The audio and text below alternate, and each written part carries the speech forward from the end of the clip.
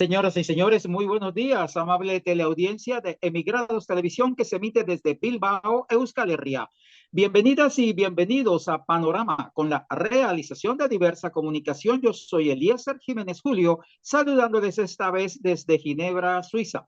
Agradecemos a Maya el apoyo técnico en los estudios centrales en Bilbao. Nuestro tema del día de hoy, América Latina, avance del fascismo y pasividad de la izquierda. Para hablar de este tema y aprovechando que también es un experto analista político, vamos a hablar un poco al inicio del programa de lo que está ocurriendo allí en Oriente Medio, Irán e, e Israel. Carlos Aznares, él es argentino. Normalmente él está allá en el Cono Sur, en la patria buena, bonita de Argentina. Él es especialista en temas políticos, dirige desde hace años el periódico Resumen Latinoamericano, muy leído y muy importante que lo vean, que lo lean, lo estudien, lo analicen. Es Carlos Aznares, nuestro invitado el día de hoy, quien tenemos como invitado especial. Carlos, un abrazo desde Ginebra para ti que estás en Euskal Herria.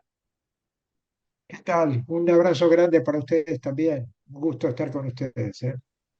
Gusto el nuestro, Carlos. Inicialmente, y antes de meternos en aguas profundas de eso del avance del fascismo y la pasividad de la izquierda allá en América Latina, cuéntanos tú cómo observas ese contraataque justo que está realizando Irán contra el ente sionista y genocida israelí. Bueno, yo creo que no causó ninguna sorpresa el ataque de Israel porque se venía preparando desde hace tiempo.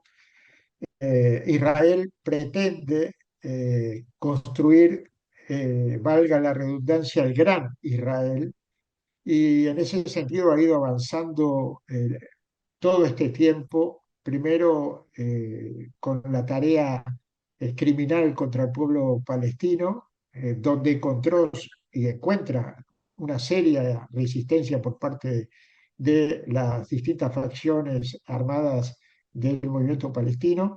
Después se empeñó en hostilizar al Líbano, allí no le fue tan bien como pensaban. Sí, el golpe maestro lo dieron en Siria, obviamente con la anuencia de los Estados Unidos siempre, y ahora pega el salto, yo diría, cualitativo de tratar de destruir Irán. Irán, que para la entidad sionista es el enemigo principal, el obstáculo principal para este proyecto de Gran Israel que pretende siempre con la complicidad norteamericana y la de la Unión Europea en su conjunto, más algunos gobiernos fascistas que hoy tenemos en el continente latinoamericano. La respuesta de Irán fue lógica, necesaria, saludable, yo diría que saludable, y eso lo han entendido muy bien los palestinos y palestinas que salieron a festejar en Gaza en medio de la tragedia que vive Gaza, en medio de las decenas de miles de asesinados, amputados, niños de todas las edades asesinados. Levanta el ánimo a los revolucionarios del mundo, levanta el ánimo a la gente progresista que no tiene titubeos en saber de qué lado pararse, saber que Israel puede recibir en algún momento su propia medicina. Y yo creo que es la primera vez en la historia moderna, digamos, que Israel siente en sus entrañas el dolor que causa, lo que ellos causan permanentemente, ¿verdad? Que caigan los misiles, que no sean invulnerables, que el famoso escudo de hierro no les sirva para absolutamente nada. Ahí hay que contar también con el apoyo de solidario internacionalista que está dando Yemen, que se ha jugado totalmente después de salir de una guerra tremenda contra Arabia Saudí y la OTAN árabe. Yemen se puso también las botas para sostener al pueblo de Gaza, casi en una soledad, ya en un momento, porque cuando se hizo el alto el fuego en Líbano y la resistencia palestina cada vez está más asediada por la mayoría de soldados y elementos bélicos que tiene Israel, no es fácil pelear contra eso. Bueno, de pronto Yemen puso también su cuota. Y ahora Irán. Irán es un hueso duro de roer para el imperio. Yo creo que esta guerra se va a prolongar un tiempo más. Posiblemente el imperio se dé cuenta que tiene que apelar a la diplomacia en algún momento. Ahí hay un tironeo entre el perro rabioso que es Netanyahu y el que lleva la cuerda del perro rabioso que es Trump, que es tan rabioso como Netanyahu, pero que sabe que tiene que en algún momento recomponer, porque está tratando de negociar con Rusia el tema de Ucrania, porque su enemigo principal es China, y porque todo este conflicto puede, y ya lo está provocando, hacer participar a estas grandes potencias meterse en el asunto. De hecho, Irán tiene un acuerdo militar con Rusia, un acuerdo integral, pero también aparte de ello tiene un acuerdo militar. Entonces, Trump tendrá que medir hasta cuándo le deja al perro rabioso seguir mordiendo. Pero el perro rabioso se encontró con la dignidad del pueblo iraní, con la fortaleza militar del pueblo iraní, a pesar del golpe quirúrgico que ellos dan siempre. Fíjate vos que en el ataque al Líbano ellos contaron con esa traición, esa infamia de los Vipers y afectar a Hezbollah en ese momento fuertemente con una patraña de guerra realmente poco usada. Y ahora la sorpresa, entre comillas, de atacar primero y atacar quirúrgicamente, o sea, con la inteligencia norteamericana y israelí de saber detectar dónde están los comandantes, los científicos, es un golpe duro, hay que reconocerlo, pero la contraofensiva fue también fuerte y yo creo que va a continuar y veremos los acontecimientos, cómo se desenvuelven. No creo para nada de que Irán sea derrotado, como tampoco creo que Palestina sea derrotada. Yo creo que acá Israel se está jugando las últimas cartas estratégicas, ya ha apelado a todo, ha apelado incluso a perder la batalla política internacionalmente. O sea, hoy nadie con su sano juicio puede pensar que Israel es una víctima. Israel es una entidad sionista, criminal, genocida, etnocida, y le está yendo mal en todo el mundo, donde aparece un diplomático israelí, o donde aparece un equipo de fútbol, o un equipo de básquet, o un equipo de que sea, son rechazados. Y más allá de las instituciones que han fallado totalmente, las instituciones han sido cómplices de todo esto, los pueblos han salido a la calle y seguirán saliendo a la calle para respaldar al pueblo palestino y en este caso también para respaldar al pueblo iraní, que lo necesita también. Así es, Carlos. Estamos conversando con Carlos Aznares. Él es periodista argentino, director del periódico Resumen Latinoamericano, que repetimos, ojalá lo sigan en la página web. ¿Cuál es para seguir Resumen Latinoamericano, Carlos, para nuestros oyentes también? Resumenlatinoamericano.org. Pinchando allí, están en nuestra web, que tenemos alrededor de 60 noticias diarias, más un diario digital que enviamos a todo el mundo, más un diario por WhatsApp. O sea, en realidad nos hemos convertido al calor de todo de este pandemonium que es la sociedad actual a nivel mundial, en una agencia de noticias, más allá del periódico mensual que sigue saliendo desde hace 35 años. Así es. Carlos Aznares es analista político experto y damos un giro de mirar del Medio Oriente hacia América Latina con nuestro tema que habíamos programado con Carlos. América Latina, avance del fascismo y pasividad de la izquierda, que para nada en geopolítica tiene que ver un deslinde de lo que ocurre en América Latina con lo que ocurre en Europa o lo que ocurre en Oriente Medio, porque así es la geopolítica. Carlos, ¿cómo es ese avance del fascismo y la pasividad de la izquierda en América Latina? No, se ha venido dando en este último tiempo, yo diría que en los últimos 5 años, ya con mucha frecuencia, por un lado, el declive, la declinación grande de los gobiernos progresistas, que como su nombre lo indica, no son revolucionarios, son progresistas, tienen una limitación ideológica, en general son socialdemócratas, pero no como la socialdemocracia de otra época, como la de Olof Palme o de otros europeos, sino una democracia, socialdemocracia a la baja, por lo cual, eh, como decimos en Argentina, no son ni chicha ni limonada, no son ni una cosa ni la otra, y terminan siendo afectados por el imperio de la misma manera que si hubieran estado radicalizados, hubieran tomado medidas justas en apoyo a los pueblos. Esto lo hemos vivido en Argentina con los Kirchner, se ha vivido en Paraguay con Lugo. Obviamente hay distintas experiencias en el continente que han terminado mal, incluso el caso de Pedro Castillo en Perú, es decir, gente que no se animó a hacer lo que hay que hacer.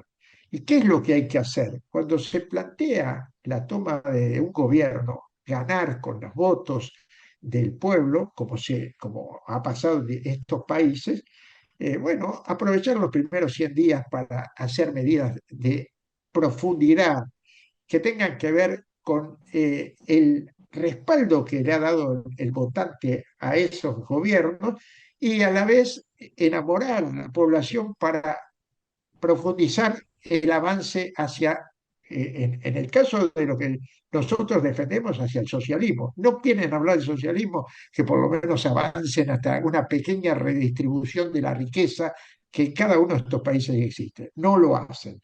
Entonces, a partir de eso, se abre la puerta a los otros, a la derecha, a la extrema derecha, ha pasado en cada uno de nuestros países, la presencia, por ejemplo, del caso argentino, que es el más emblemático hoy por la figura de este personaje que no es un payaso, que no es un loco, es una pieza clave de un plan estratégico para apoderarse de un país en el cual está involucrado, en este caso Estados Unidos e Israel. Porque si hay algo que demuestra todos los días Javier Milei es que es un soldado de Netanyahu y de Donald Trump. Y en ese sentido, la entrada de Milei se produjo por el mal gobierno progresista que tuvimos anterior, que ya instaló el hambre, o sea, volvió a instalar el hambre sobre la población, volvió a instalar los acuerdos con Estados Unidos e Israel. No nos olvidemos que Alberto Fernández, el primer viaje que hizo cuando llegó al gobierno, respaldado por una cantidad enorme de votos, ganándole a Mauricio Macri, fue a Israel el primer el viaje que hizo. Entonces ahí está marcando ya una identidad. Y Milei lo que hace es aprovechar esa declinación, ese mal sabor de boca que tenía la gente cuando hablaba del progresismo, ese sentir del pueblo humilde de que empezaba a ya no comer 3 veces al día, sino a comer 2 y hasta una vez por día, que es lo que está instalado hoy en la mayoría de los barrios argentinos, y le abrieron la puerta a un tipo que pateó el tablero por derecha. Ahora, una vez que llegó, se instala allí el plan. El plan que es el plan de las corporaciones, el plan de expulsar y destruir todo lo que se había conquistado a lo largo de muchísimos años de lucha del pueblo trabajador y instalarnos a nivel de política exterior en ese eje. Trump, Netanyahu, Netanyahu, Trump. Y en este sentido, esto mismo se repite en Chile, con Boric, que entra por izquierda, aunque era previsible lo de Boris, muy previsible. Parece que los únicos que no lo vieron fueron los izquierdistas, la izquierda boba chilena, que creyó que llegaba Salvador Allende. La cosa, ayudado también por algunos intelectuales orgánicos de América Latina, de la izquierda, que también cantaron loas a, se abren las grandes alamedas, ahora viene Salvador Allende. ¿Qué es Salvador Allende? Viene este tipo, Boric, yo me acuerdo muy bien porque nosotros cubríamos muchísimo la revuelta chilena y viajamos mucho a Chile. Y vimos cómo lo escrachaban a Boric, o lo funaban, ahí en Chile se dice funar, que es repudiar a Boric, porque Boric como diputado era el tipo que aprobaba todas las leyes contra la revuelta. La ley anticapucha que sacaron, inventaron que la gente que llevaba una capucha había que aplicarle la ley antiterrorista, la ley antibarricada. Bueno, y ya era eso. Lo votaron por izquierda y el resultado es que tenemos un gobierno peor que el de Piñera, porque es más represor contra el pueblo mapuche y contra el propio pueblo chileno que el propio Piñera. Y además es un tipo que a nivel de política exterior obviamente salió a apoyar a Ucrania a Ucrania, OTAN contra Rusia, eh, a condenar a Nicaragua, a condenar todo, a condenar a Venezuela, a hablar que Maduro era un dictador. Bueno, entonces te doy esos dos ejemplos, pero podemos repetirlo por muchos más. ¿Por qué cayó Lugo en Paraguay? Porque no se animó a hacer lo que había que hacer de defensa del campesinado. Y lo volteó en un golpe palaciego un grupo de diputados. Lo mismo le pasó a Pedro Castillo, que no se animó, teniendo la posibilidad histórica de ganarle a la derecha y a la oligarquía y a la aristocracia de Lima un maestro rural, digamos, de manual para satisfacer a la izquierda mundial. Y sin embargo el tipo no se animó, cambió de gabinete todo el tiempo hasta que un día le dijeron, bueno, se acabó, se acabó. Y es verdad que se acabó lo que hizo, que era no renovarle las concesiones a la mega minería, pero ya era tarde. Y así vamos repitiendo. Y ahora vamos al otro tema que vos me planteabas. ¿Qué pasa con la izquierda? Pasa esto con la izquierda. La izquierda ha perdido la radicalidad, ha perdido la esencia de confrontar con el enemigo.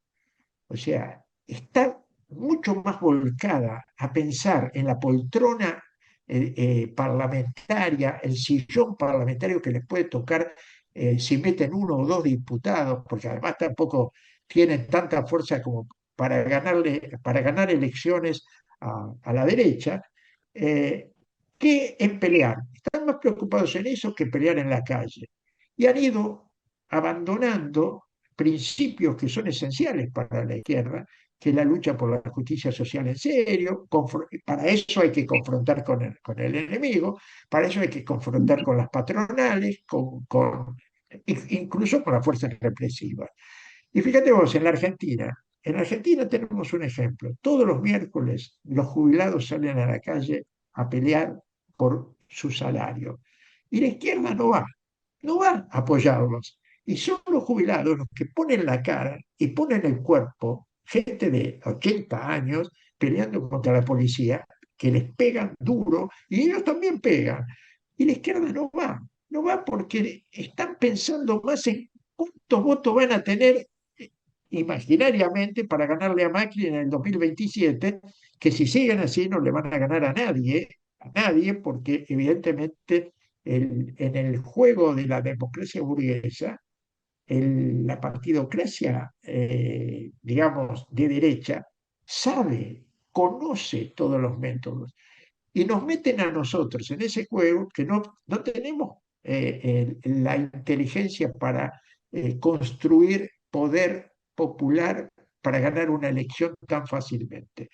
Y esto le ha pasado a la guerrilla colombiana, que creyó que negociaba la paz con Santos y no ganó absolutamente nada entregando las armas, que eso ya es un paso, digamos, decisivo. Eh, le, le pasó Y bueno, en el País Vasco también está pasando lo mismo, con el parate que dio ETA en su momento, entregando las armas, y todo volcado a lo parlamentario, a lo electoral. Y después no se puede avanzar por ahí, porque el enemigo tiene bien construido todo ese estamento como para entramparte. Te pones a jugar en su territorio sin tener las armas suficientes. ¿Y tus armas cuáles son? La movilización popular, la calle. Bueno, si vos abandonás la calle, abandonás la movilización y destruís los organismos de masa para volcar todo eso en una lucha parlamentaria, es muy probable que seas derrotado.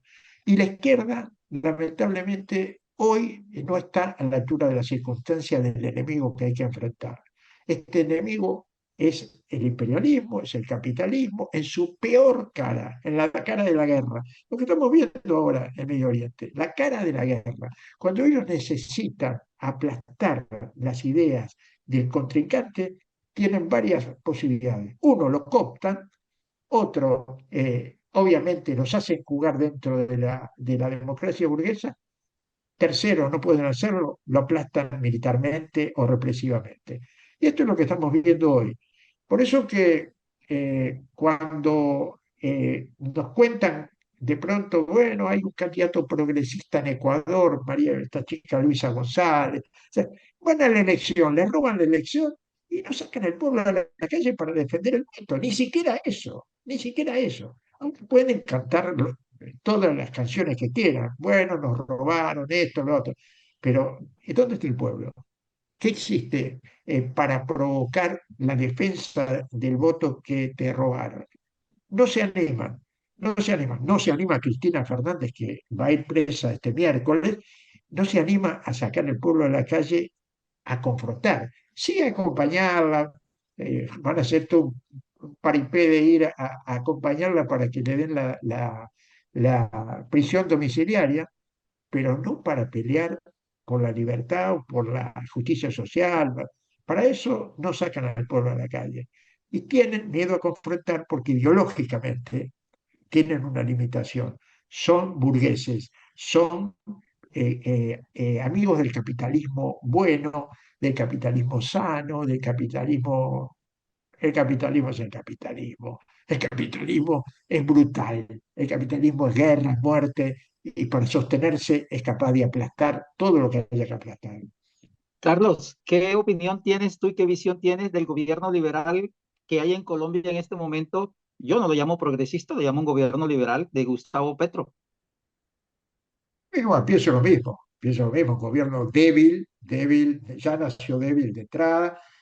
Bueno, ya sabíamos también quién era Petro, ya, o sea, yo creo que muchos colombianos no se han sorprendido, pero un gobierno que tiene el paramilitarismo actuando como actúa, que no ha podido negociar, porque a la vez yo creo que no ha querido negociar bien con la guerrilla del ELN, que ha habido todas las posibilidades de poder avanzar en una negociación en serio y siempre se ha tirado para atrás, que le permite al ejército actuar como está actuando, que no ha tenido la voluntad política de profundizar el cambio necesario que hay que hacer en Colombia, porque se viene de gobiernos fascistas, se viene de gobiernos autoritarios. Entonces vos tenés que demostrar, más allá de hablar, porque hablar hablan todos muy bien, son todos muy buenos charlatanes, pero el tema es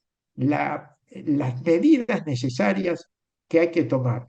Y cuando las anuncian para tomarlas, ya lo hacen con un perfil de tanta debilidad que finalmente la derecha, y sobre todo la burguesía colombiana, que no es poca cosa, eh, nos pasa por encima. Entonces, es muy probable que lamentablemente la experiencia de Petro termine en la vuelta, ojalá que no pase, ojalá, pero en la vuelta de otro gobierno de derecha. Es inevitable cuando el progresismo fracasa. Porque vos decís es liberal, sí, pero él se vende al mundo como progresista. Pero ese progresismo no le alcanza para, porque no hay voluntad política, ¿eh? fundamentalmente y porque no hay ideología de confrontación y de combate. No le alcanza y va a ir desluciéndose hasta que un día lo apartan. Lo apartan. No creo que corra destino diferente al que han sufrido estos de los que te hablé antes. Lamentablemente es así. Y en ese sentido, bueno, ¿qué culpa tenemos nosotros? ¿Qué culpa tiene la izquierda? Yo creo que es la hora de una gran autocrítica general en el sentido de el espacio que abandona la izquierda lo ocupa la derecha. El Ley de física. discurso, el discurso confrontativo que abandona la izquierda lo utiliza la derecha.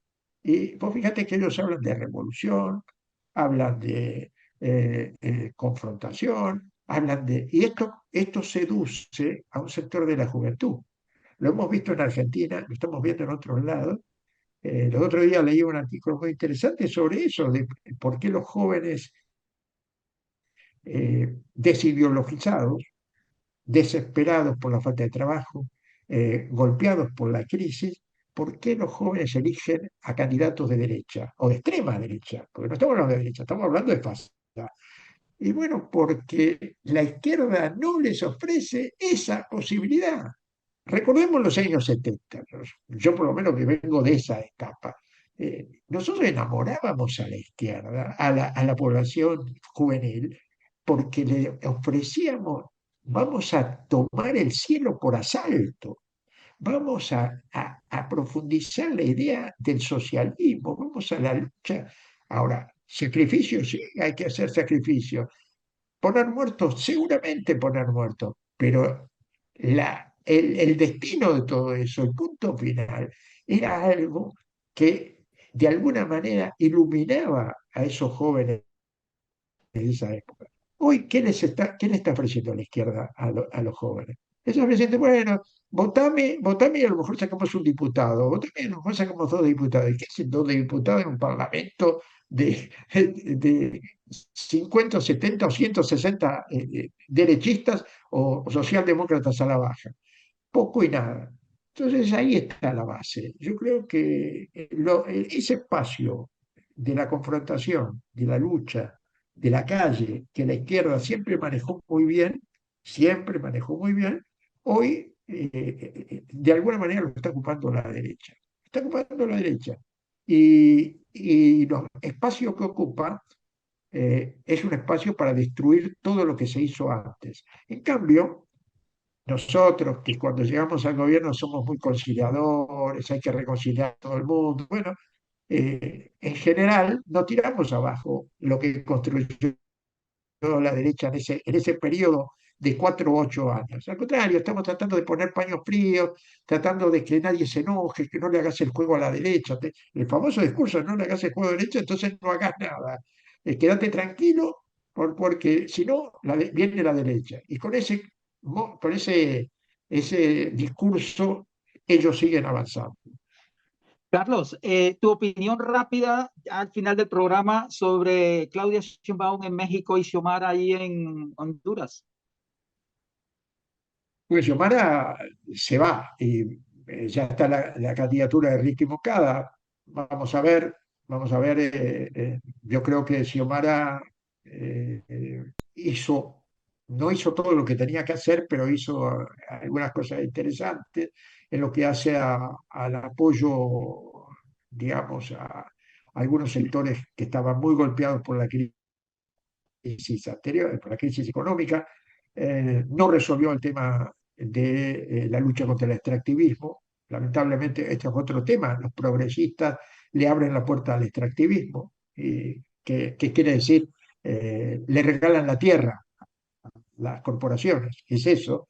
Yo tengo contacto permanente con compañeros del COPIN en Honduras, del Consejo de Organizaciones Indígenas de Honduras, de donde era Berta Cáceres, y me dicen que poco de nada ha cambiado, que poco de nada ha cambiado frente a las corporaciones.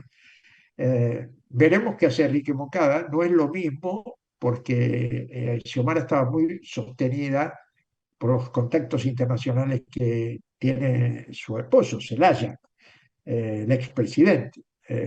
el Partido Libre ya no es lo mismo que cuando entró Xiomara. Ha perdido militancia y también ha perdido un poco de ideología. Y esto habrá que ver si, no sé, no creo que la derecha tenga la fuerza suficiente para ganarle la elección. Pero hasta ahora, si me pedís un concepto sobre Xiomara, te diría que no hizo todo lo que debería haber hecho con la fuerza con la que entró.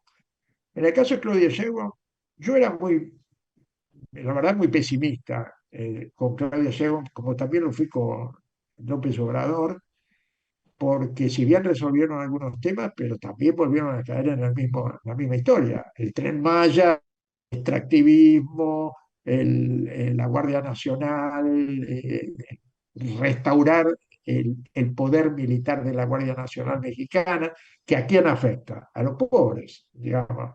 Esa idea de que afecta a los narcotraficantes vuelan siempre alto, van por arriba. Y además no hay presidente mexicano o colombiano que no termine de pactar con los narcos para llegar al gobierno. Pero Claudia Sheinbaum, por lo menos a nivel de lo verbal, se está plantando bastante bien frente a los gringos. Es verdad que los tiene al lado, tiene que tener mucho cuidado en ese sentido. Y, y está defendiendo a sus deportados que le mandan desde Estados Unidos de una manera realmente justa, me parece. Ahora, ¿qué va a hacer para resolver el tema de la pobreza en México? La pobreza estructural que hay en el mundo indígena, en el mundo campesino, ese es otro cantar. Vamos a ver si lo enfrenta. Todas las comunidades de Chiapas, Guerrero, todas esas comunidades están reclamando de que no ha cambiado absolutamente nada para ellos. Eh, Hay conflicto con los docentes, hay conflicto con los electricistas, sindicatos muy fuertes. Habrá que ver. Yo, por ahora, creo que es poco tiempo todavía para medir lo que pueda hacer Claudia Sheinbaum. De todas maneras, me ha satisfecho su planteo de enfrentar a la agresividad de Trump con cierta dignidad. Y eso no es poco en el mundo que vivimos hoy, sobre todo para un argentino que viene de ver la basura de gobierno que tenemos, que se arrodilla ante todo. Bueno, ahí está, pues, América Latina, avance del fascismo y pasividad de la izquierda. Carlos Aznares, quien es un periodista, analista geopolítico argentino, director del periódico y de la web Resumen Latinoamericano, que le invitamos a que sigan sus informaciones, sus análisis interesantes e importantes. Carlos, un abrazo desde la distancia y quedamos pendientes para una próxima oportunidad tenerte con nosotros a hablar de estos temas así, sin miedo, sin tapujo y con valor a lo que haya que decir y enfrentar. Muchísimas gracias a ustedes. Un gusto, ¿eh? Gusto para nosotros. Carlos Aznares, argentino, experto en geopolítica, director de Resumen Latinoamericano, lo hemos tenido en el día de hoy aquí en nuestro programa Panorama. Muchas gracias por el apoyo técnico de Amaya en los estudios centrales en Bilbao. Este programa fue realizado por Diversa Comunicación y emitido por Emigrados Televisión desde Bilbao, Euskal Herria. Yo soy Eliezer Jiménez Julio. Hoy les hablé desde Ginebra, Suiza. A ustedes, amable teleaudiencia, agradecerles por su atención. Tengan ustedes feliz resto de día. Muchas gracias.